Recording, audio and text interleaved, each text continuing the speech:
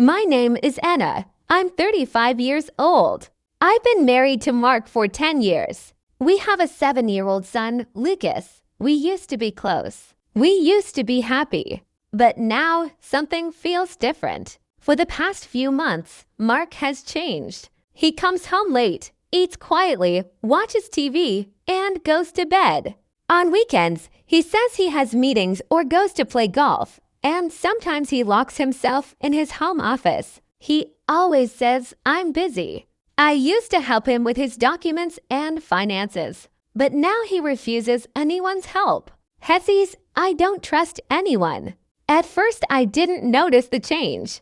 It started small. He stopped asking about my day, started keeping his phone face down, and some nights he whispered on calls outside saying it's just work. We had little traditions before. We made Turkish tea every night, sat together, laughed, and looked at each other with love. Now there's silence, no tea, no talks, no us. Last week I sent Lucas to my mom's house. "Why, mommy?" he asked, holding his little toy car. "Because I want to spend time with daddy," I said, forcing a smile. That night, I cooked dinner, lit candles, and waited. When Mark came home, he barely looked at me. "Hi," I said softly. "Hey," he replied, eyes still on his phone. He ate in silence and went straight to bed. I sat in the kitchen staring at the clock, my tea growing cold. For the first time, I felt like a stranger in my own home. That night, I decided I couldn't keep pretending. I had to talk to him. I cooked his favorite dinner, roasted chicken with lemon and garlic. I wore the red dress he once loved, styled my hair, and even put on makeup. When he came home, his shoulders sagged with exhaustion. He didn't notice the candles. He didn't notice me. "Mark," I said softly, "can we talk?" He hesitated, then sat with me on the couch. "You've changed," I whispered. "We don't laugh. We don't talk. You don't see me anymore." He looked down at his hands and said nothing. I swallowed hard, then asked, "Do you still love me?" He looked at me, his eyes tired. "Of course I do. I'm just stressed. Work is heavy right now." I nodded. But deep inside I was convinced. So I asked the question I feared most. "Is there someone else?" His head shot up. "No, never," he said quickly. "I just need time." "Anna, please be patient." I wanted to believe him. So I said, "Okay, I'll wait." But inside, I still felt alone. Weeks passed. Nothing changed. Mark still came home late, still avoided my eyes, still kept his phone close. One evening, Lucas sat beside me and whispered, "Mommy, why is Daddy always angry now?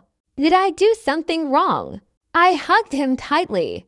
"No, baby, it's not you," I said, forcing a smile through tears. "I tried to plan a weekend trip for us." Mark said, "Not now, Anna, maybe next month." That night, I sat in the dark, holding our wedding album, tracing our smiles with my fingers, wondering where did we lose each other.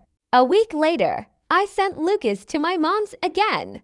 I thought maybe we could reconnect. But when Mark came home, he went straight into his office without a word. I walked past the door, my hand hovering over the knob, but I couldn't knock. Instead, I sat in the kitchen, tracing the rim of my cold teacup, whispering to myself, "Does he even see me anymore?" That night, after he went to bed, something shifted inside me. I knew I couldn't live like this forever. The next evening, after putting Lucas to bed, Mark was in the shower. His phone was on the table. The screen lit up a message. My heart stopped. It was from a woman. "I miss you. Did you think about me today?" I froze. My hand shook. I didn't need to open it. The words were enough. Mark came out of the bathroom, smiling like nothing was wrong. I looked at him and felt my heart shatter. That night, I lay beside him in silence. He slept peacefully. I cried quietly, drowning in a heartbreak only I knew existed. The next night, after Lucas fell asleep, I waited in the living room. When Mark came out of his office, I said, "Mark, sit down. We need to talk." He frowned. "Anna, I'm tired.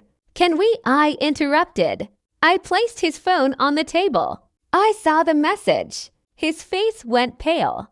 It's not what you think, he stammered. Not what I think. My voice shook. She said she misses you. She asked if you thought about her today. He rubbed his forehead. It was just talking.